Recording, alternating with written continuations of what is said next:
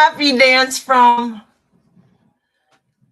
oh gosh, Gerald Butler, the and Catherine from uh the hospital show. I can't think of it. Called The Ugly Truth. And whenever something good happens with a guy or a potential relationship, she does a happy dance like behind a door from them. So cool. I don't know what made this happen. Did I get one more subscription? Did more than 7 people view? Because last night only 7 people viewed my last thing, but I think they count like everything I put up. So anyway, I titled this The Benefits of having a support group. All right, so this is a checklist. You know, I like checklists. This is when I first begin to feel hypomanic. So, good place to, write in your journal, uh, title it like when I first begin to feel hypomania. And then you'll help yourself be a self advocate down the line. 1, I feel unusually alert. 2, I feel optimistic and enthused, even about things that would normally be boring. Talking with others is easier for me. I don't feel fatigued during the day, and I can get by with 2 or 3 hours less sleep. I don't want to study because there are more important things I'd rather be doing. When my hypomania becomes stronger and progresses beyond a few days, my need for sleep declines further. Maybe I only need 3 or 4 hours total each night. My energy feels big. My thoughts are moving fast. Sometimes it becomes difficult to hold on to a thought. I feel sexy. I become flirtatious. I want to go shopping. When I do, I spend more than I should. Let me see if that's the end of the checklist. Oh, more. I find that I love to cook, and I usually don't. Sometimes I try to cook 2 or 3 meals at the same time. That would be hysterical. My kitchen becomes pretty messy. I feel like I want to stop taking my medications. That's the crucial part. It's hard. I know people have a hard time with it. Why do I have to be medicated? I'm happy now. I don't need medication when I'm depressed. Well, hypomania and mania can hit a wall, is my best metaphor, and then send you in the other direction. So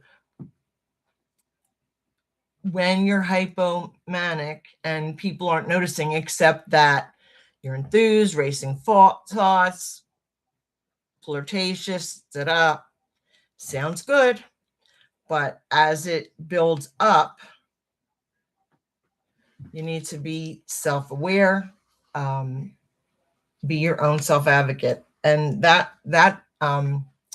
is advice for even your physical health. Things, and this is giving tools, because the second title I gave on this one is tools. Things I can do to help myself when I'm hypomanic.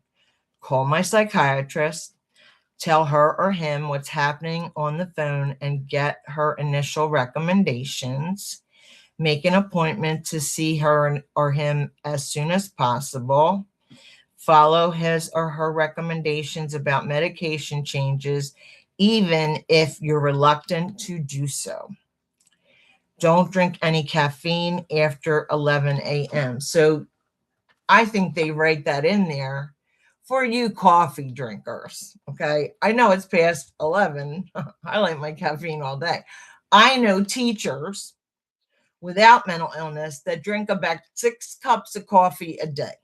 Because when you're teaching, you go somewhere else in the room, it gets cold, either microwave it in the teacher's lounge or whatever. I know people that do 6 coffees. When I teach, I get a Wawa fountain soda, half cherry Coke Zero, half cherry Coke, and that's my diet. and lean cuisine, which it gives you the amount of calories. Not a good diet. I gained 6 pounds, 6 ounces yesterday. I can lose them today. Yeah, I can lose them today, weigh myself tomorrow by my bizarre diet. I do not recommend it. But Memorial Day weekend is not that far away. And I want to fit in last year's bathing suits. And last year I bought a cover up. I don't have that belly this year, and I can use a fancy cover up from Macy's. Too many anecdotes. Back to the thing. So it's saying caffeine before 11. Okay.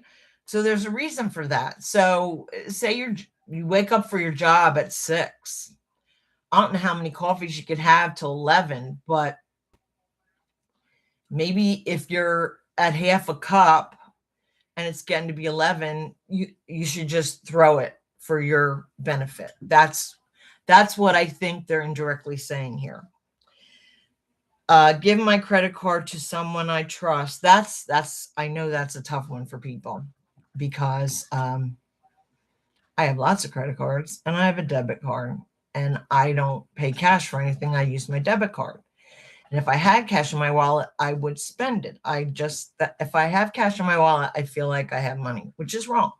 I mean, it's wrong if you're budgeting. So I always have my debit card. So if I was in this situation, I would have a hard time giving somebody my debit card because then I wouldn't have a way to get gas. I wouldn't have a way to buy a bottle of water if I get stuck on the road or something. So, but charge cards, if you use a charge card, and I know there are people that do this, I have a lot, and there's one I favor. And when I pay all the other ones off, I'm going to keep that one credit card. If that's the way you budget, then, and you're overspending and you know it, like everything you see, you find a reason to like, and you buy it. And you want to avoid going into debt because you were hypomanic or even worse, manic. So at that point, I doubt anybody in your support group is going to say it, but maybe your spouse or your partner, if they're very advocating for you, would say, can I have the one charge card? Can I have your debit card? And I'll give you cash to run with, whatever. These are suggestions. These are tools. There are 18 of them, right? So maybe you don't need 18 tools, and maybe some of the tools will appeal to you and maybe not be so, don't create such a change in your life. So you could follow them. I don't think you should give up on all 18 of these. All right. If you're hearing me, once you hear one, if you don't write it down, like put it in your head, like maybe 5 of these 18 will be ones that you think you could do. And you could tell your support group you're doing them so they would understand that you're advocating for yourself. And that's a good thing for your support group to know. Psychiatrists as well.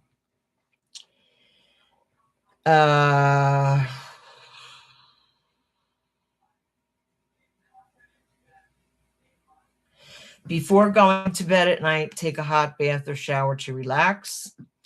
After a bath or shower, do the relaxation exercises you've learned. We went over that, like relax your head, then relax your face, then relax your neck, and all the way down. I have tried it for the heck of it.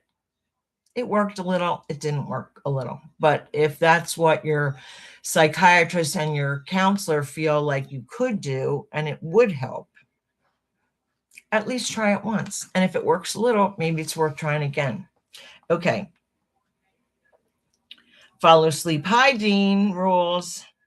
Go to bed at the same time every night, even if if you don't feel tired. Read or do something else that isn't exciting until I'm eventually able to fall asleep. Don't go out in the evening after 10.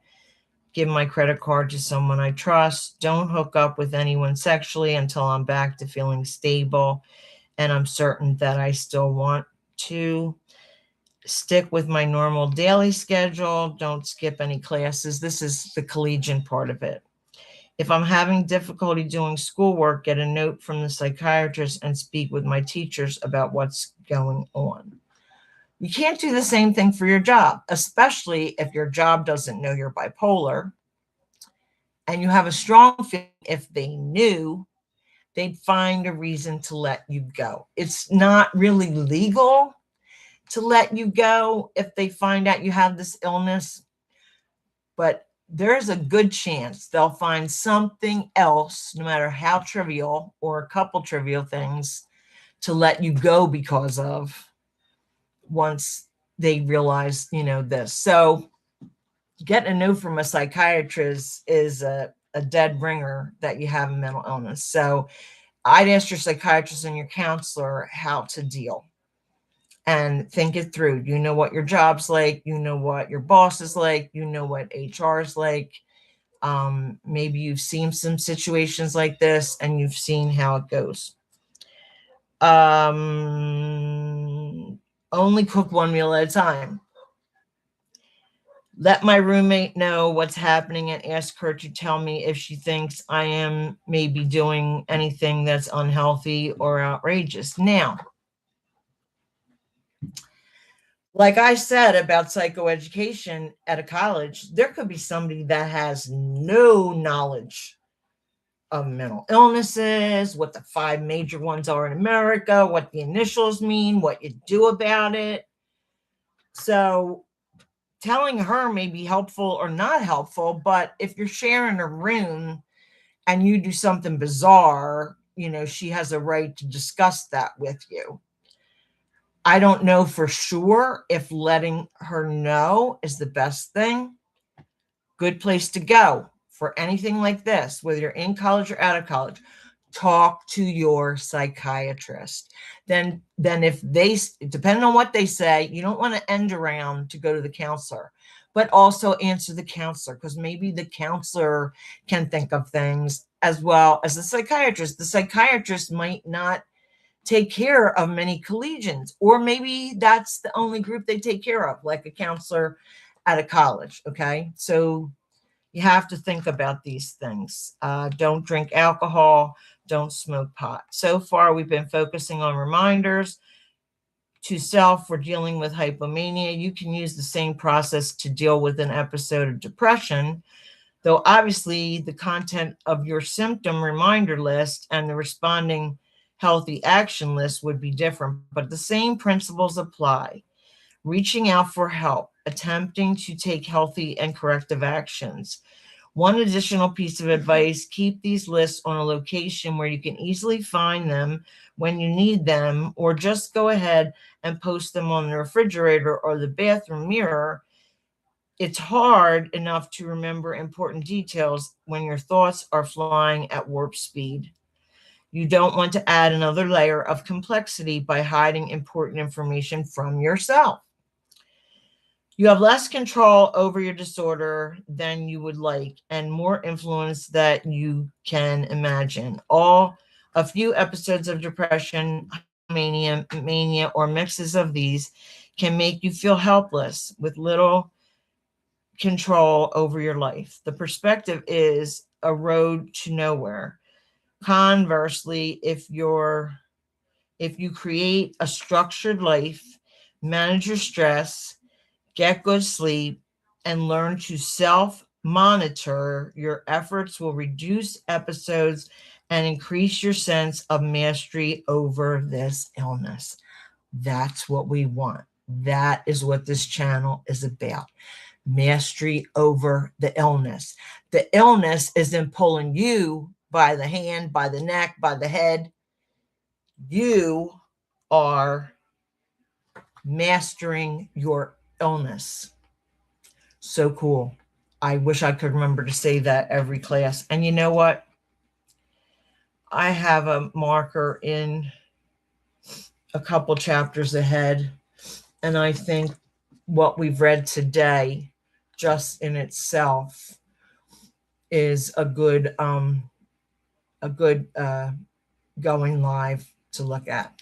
And I'm so happy. I don't know if I can count on tomorrow being on my laptop, but it made me happy today. Yes, yes, yes. So I'll see you tomorrow. Don't exactly know where we're going. I'll have to check chapters ahead where I thought it would be important for today, if it's important enough for tomorrow. I do some research and rereading at night and try to see what's helping, this group, that I hope eventually there'll be a way that we can all communicate if you want to, whether it's by text, chat, whatever. Take care. See you tomorrow. Bye-bye.